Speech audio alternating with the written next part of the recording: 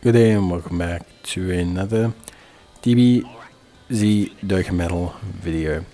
In this video we'll be taking a look at the Shenron boss rush and basically how you can beat it. Now I've already covered the mission for this, so this is just an extra video because I want to do a video on how to beat it, talking a bit more about the bosses specifically, but also just, talking through their mechanics, because I just think that's interesting and I want to talk about it. So we're going to beat them. This is the team. You will have seen the challenge video as well, so that's 2 teams.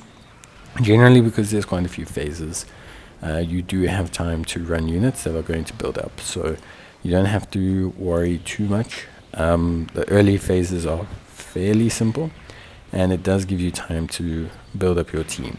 So there is definitely that part of it that I think is pretty good. It's a little bit longer than some of the super short events we've been getting. So that gives you a little bit more length, especially for units like the 10th year anniversaries. Lets them stack up that little bit, and just kind of makes it a nice fun run to do, to be honest with you. So we have Hey Shenron, 60 million health, 650k attack, got normals, 1.6 mil super, nothing crazy.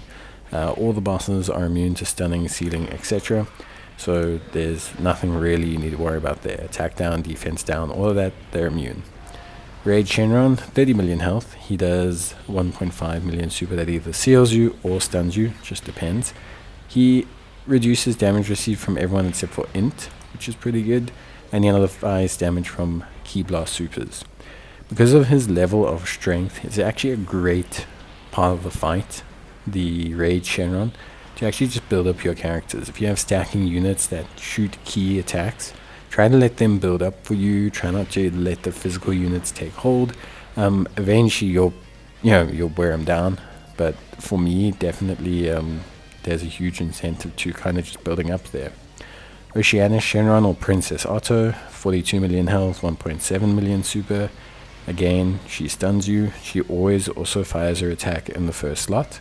So if you need a unit to build up stacks or build up their defense or just fire off supers, don't put them in the first slots against her, it's not going to help. Then we get Super Naturon's Shenron, that's phase 4, 75 million health, so it's starting to ramp up here. We also take a jump up in damage to 2.5 mil.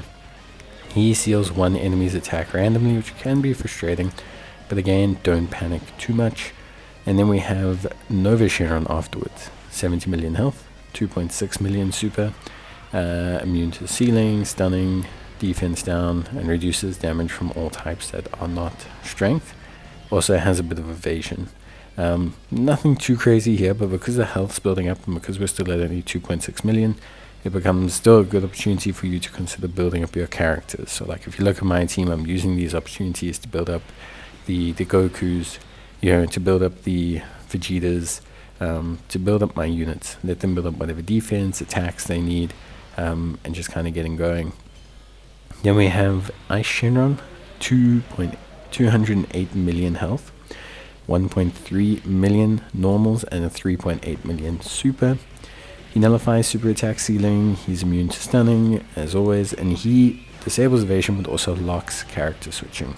So this area is pretty irritating, and how you face this area does depend on how much luck you get. If you get decent luck and don't have any super bad units put into place, then you'll be good to go. You'll be fine, you can just continue to build and let your units kind of handle everything. If you get to the point where you don't have that, then obviously you're in a situation where you are going to need to maybe pop an item or use an active skill. It's okay to use one against Ice Shenron, purely on the notion that he is irritating to deal with because of the fact that he disables evasion and moving your characters. So you can just lock the worst character in the first slot and just cause big damage to you, which obviously you don't want. So that's just something. Then we have Sin Shenron. 271 million in terms of health, which is great. And then he has a 6.6 million super, which is great, and 2.3 million in terms of damage. He recovers HP but doesn't do much else besides that, so he is a good time to test your units. If you are struggling to tank his normals or have issues with his damage, course you can pop an item, but just know that you're going to struggle against Omega Shenron. You will struggle there, simply because you are not dealing with the same level. It's the same level of damage between the two phases, but you'll end up not dealing with it so well, because you are obviously not taking the damage well against Sin Shenron. And then finally we have Omega Shenron. So 2.5 mil attack, it's not much, and then you get a 7 mil in terms of a super attack, but he does 2 AoE attacks. One is 2.5 million, one is 1.2 million. That is annoying. And then on top of that as well, he disables evasion, which prevents a lot of really good tanking units. We also have to be careful of units like our AGL Gogeta. And then he also changes your key spheres, which can mess with your flow.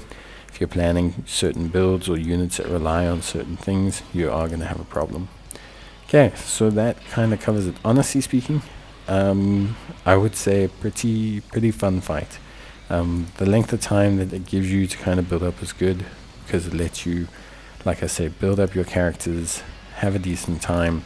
The earlier phases are not, by today's standard, super difficult. This gives you time to build up, to kind of roll with everything, and I think that's important.